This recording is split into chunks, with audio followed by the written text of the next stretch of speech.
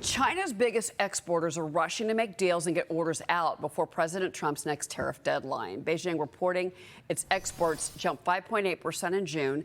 Exporters trying to take advantage of the trade truce with the U.S., but countries are scrambling to make trade concessions with the president by August 1st. Global story. China facing an August 12th deadline. Trade tensions also building between Beijing and the EU.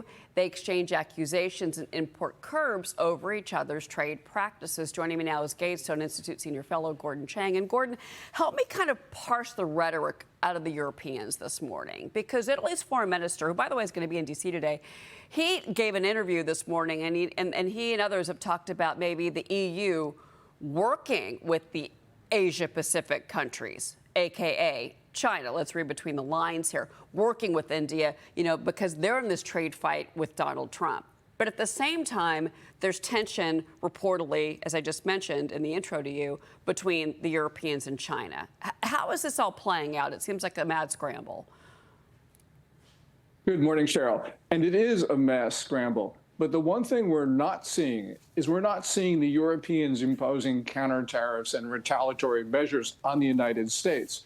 And that is critical because Europe especially needs the American market. They just can't replace it, especially in timeframes that would be meaningful. So, that is, I think, going to be the most important thing. The other thing is that, yes, Europe can threaten to have relations with China, but China's been proving resistant on trade, as you point out. Also, there is a new realization in Brussels about how China is threatening Europe because it's backing Russia. We heard those very important comments from Wang Yi, the Chinese foreign minister, to the EU foreign policy chief about how China cannot let Russia lose. Well, that's really affecting the EU's position on trade as well. So, yes, there's a lot of noise, but at the end of the day, the most important thing is that everybody needs the U.S. consumer market. Yeah, and that's something that Donald Trump has said repeatedly, President Trump. And I want to correct myself. It was EU competition chief Teresa Ribera that said that they're looking to deepen trade agreements with India and other countries in the Asia-Pacific region. That was a Bloomberg interview this morning. And that kind of leads into this because the U.S. reportedly is putting pressure on their allies, Japan and Australia, to clarify what role they're going to play in any potential conflict between China and Taiwan. Senior Pentagon official Elbridge Colby responding directly to the Financial Times report, writing on X, quote, "We at DoD are focused on implementing the president's America First common sense agenda of restoring deterrence and achieving peace through strength. That includes by urging allies to step up their defense spending and other efforts related to our collective defense." Gordon, your reaction? Well, that's a really important statement from Elbridge Colby. And the reason is that China is threatening everybody, and it could happen at any moment.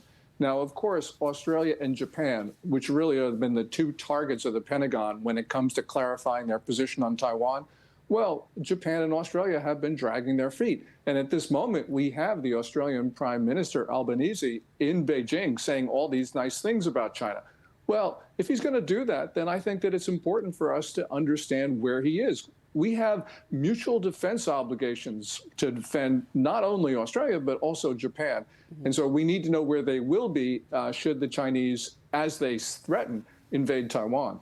Yeah, well, and there's a new op-ed in The Guardian this morning that claims, quote, the world must be more wary than ever of China's growing economic power, shifting from military power to economic power.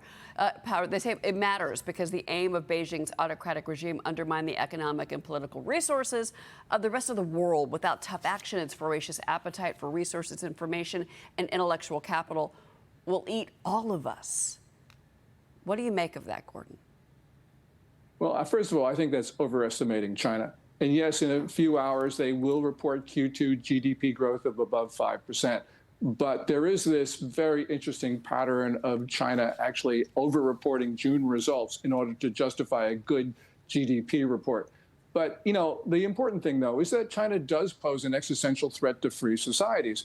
And yes, President Trump gets an A for opposing China behind the scenes, but we need an all-of-society defense against China. And we're not going to get it until the President of the United States talks to all of society in candid terms about China's threat.